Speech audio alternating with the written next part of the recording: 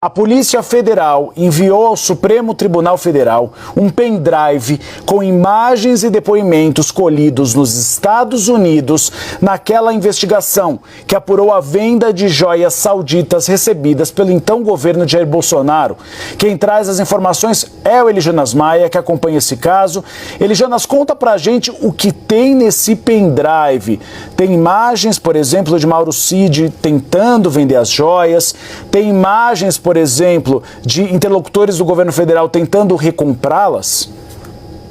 Oi, Uribe, ótima tarde para você, quem está acompanhando Bastidores nessa nova semana. Um pendrive muito valioso para essa investigação, né? Pesado, lacrado, foi enviado pela Polícia Federal para o gabinete do ministro Alexandre de Moraes, que é o relator desse caso, e tem muita informação, mas não só informação do inquérito que foi finalizado no ano passado, em julho do ano passado, mas também tem anotações, notas fiscais de compra e venda e revenda também, tem fotos de tudo que foi apreendido no momento da negociação e também um ponto principal dessa imagem que está dentro desse pendrive que foi enviado ao Supremo Tribunal Federal, que são as imagens das câmeras de segurança, principalmente de Mauro Cid, o tenente-coronel do Exército, que era ajudante de ordens de Jair Bolsonaro enquanto estava na presidência. Que vale lembrar, Mauro Cid, colaborador premiado, ajudou a Polícia Federal nessa investigação junto ao FBI, a Polícia Federal dos Estados Unidos, em solo norte-americano, quando agentes da Polícia Federal foram visitar 4 cidades dos Estados Unidos, e o tenente-coronel Mauro Cid, braço direito então de Bolsonaro, ajudou os policiais federais e os policiais do FBI com endereços, localizações, as datas e os horários em que as joias foram negociadas, vendidas e recompradas. Então tudo isso está agora em posse também do ministro Alexandre de Moraes, porque no ano passado o caso foi finalizado pela Polícia Federal, Jair Bolsonaro foi indiciado, Mauro Cid também foi indiciado e outras 10 pessoas nessa investigação que apurou e apontou venda ilegal de joias do Brasil, da presidência, nos Estados Unidos.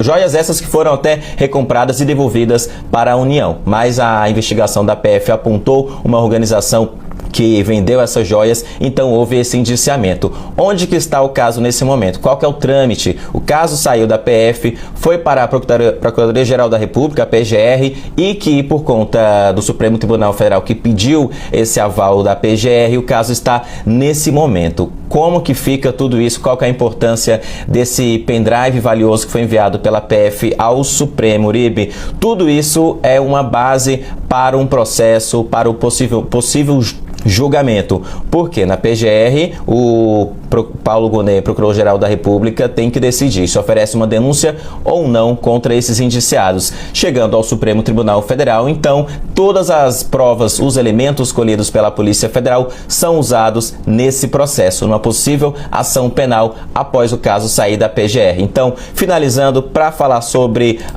o outro lado também, que a gente faz jornalismo sério na CNN, já que citei Jair Bolsonaro, lembro que quando ele foi indiciado, a defesa dele disse o seguinte: os advogados afirmaram que os presentes ofertados à presidência da República obedecem a um rígido protocolo de tratamento e catalogação sobre o qual o chefe do executivo, no caso Bolsonaro, não tem qualquer ingerência direta ou indireta. Então agora a gente vai acompanhar também o novo passo a passo desse caso, que fazia tempo que a gente não falava sobre ele aqui, né? As joias sauditas, mas um novo elemento agora com esse envio da Polícia Federal ao Supremo Tribunal Federal. Uribe?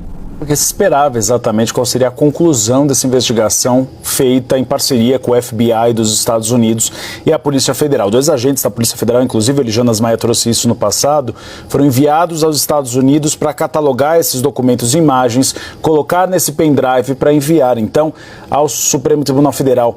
Luísa Martins, é tanto inquérito que a gente se perde. Paulo Gonet Branco passou janeiro, ainda está em janeiro, vendo exatamente os indícios da Polícia Federal para apresentar denúncia ao Supremo Tribunal Federal. Tem ordem para o envio? Deve ser enviado inicialmente o plano golpista, ou a questão da adulteração do cartão de vacina, ou as joias sauditas, ou tudo junto, num pacotão do Paulo Gonet? Na verdade, Uribe, é um pacotão da própria PF, né? Porque a Polícia Federal, ela tem feito sistematicamente a correlação entre esses três casos.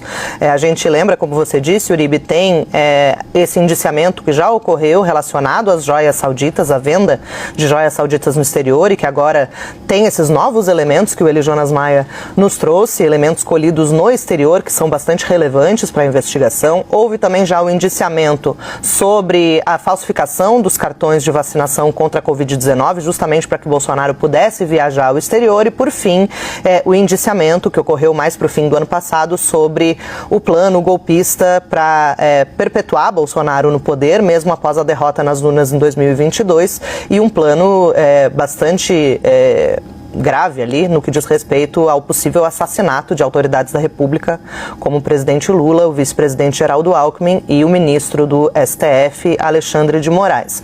Então, esses três indiciamentos, Uribe, eles estão na mesa do procurador-geral Paulo Gonet.